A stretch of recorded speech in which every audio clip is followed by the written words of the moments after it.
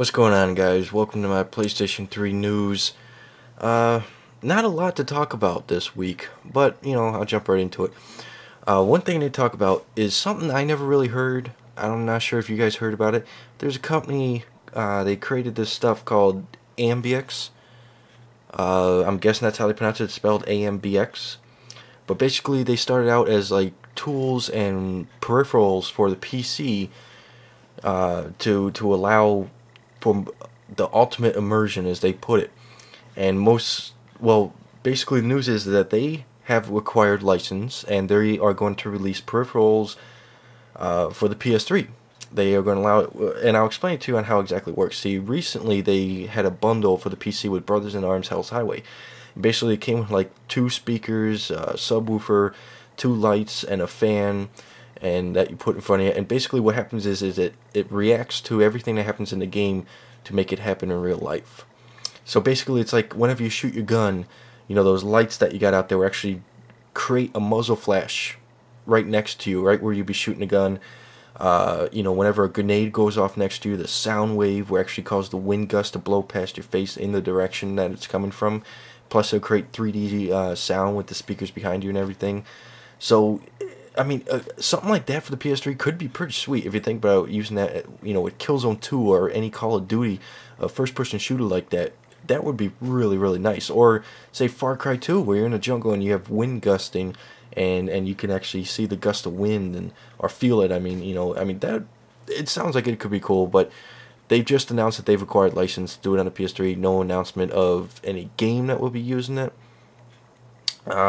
And going on, all you strategy game fans out there, you might want to keep an eye on Red Alert 3 for the PS3. It's going to be called the Ultimate Edition, and they say they're calling it the Ultimate Edition for a reason, which, because the Red Alert 3 has come out in the PS3 and 360 a while ago, and they said that they took extra time on the PS3 version to make sure it was just as good, and in this case better than the other versions. That's why they're calling it the Ultimate Edition. And basically they're actually utilizing the power of the PS3 and the space on the Blu-ray. They said the most noticeable thing you're going to notice when you first play the game is the visual quality. They said that the graphics have been amped up big time for the PS3 version, and they said especially with the water effects and everything. Also, they said there's going to be an increase in naval and amphibious gameplay, and there will be exclusive new skirmish maps for the PS3 and a whole bunch of extra video content that's only exclusive to the PS3. Plus, as you all know, with strategy games in the past, controls were a major issue with the controller. Well, they spent this extra time actually optimizing the controls to what they call, I believe it's their system, they call it Thumbsticks 2.0 or something like that they call it. But basically they've made this version the best also with the controls, using a controller, and so it's something to keep an eye on. I might check it out. And anyone out there have a 360 or maybe a gaming PC that is powerful enough to run it? A couple years ago you might remember playing or hearing about Mass Effect. Well, they have come out and announced Mass Effect 2, and they have announced Mass Effect 2 will be multi-platform. So Mass Effect 2 will be coming to the PS3. But my question is, will we be getting Mass Effect 1? Since a lot of people who got PS3s did not play Mass Effect 1, if it's going to continue the story, maybe you got to play it. Maybe they'll release a bundle edition where you get both games, which I think would be pretty sweet. Or if they release Mass Effect 1, 6 months before Mass Effect 2 releases. Either way, we might see Mass Effect 1. But the thing is with me is that if they're just going to port the 360 version or the PC version of Mass Effect to the PS3 and be like other crappy ports where it's bad frame rates and other bad shit about it, then I just say forget it. I'd rather not play it. But if they're actually going to take time and make it great, then I'd like to play Mass Effect 1 before I play Mass Effect 2. And a lot of you Resident Evil 5 fans out there, I know there's a ton of you. Resident Evil 5, for anyone who has a small hard drive, bad news for you guys is that it will require a mandatory 5 GB install. And they said the only reason it needs 5 GB install is just for faster loading times. That's it. It doesn't really optimize on anything else but loading times.